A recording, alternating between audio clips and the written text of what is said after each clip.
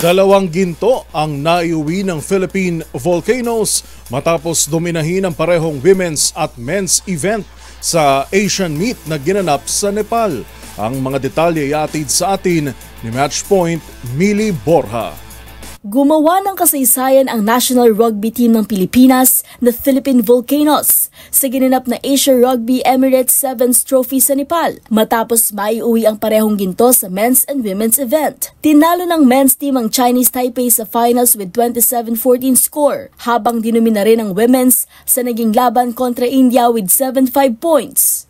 Pinangunahan ng mga coach na sina Samantha Scott ang women at Daryl Suasua naman para sa men. Ayon sa Philippine Rugby Football Union, parehong nagpakita ng powerful performance at remarkable teamwork ang Philippine team para dominahin ang naturang tournament. Para kay Philippine Rugby President Adam Mildy, ang pagsungkit ng dalawang ginto ay sumasalamin sa pagsisikap hindi lang ng mga atleta kundi maging ng mga coach at staff nito.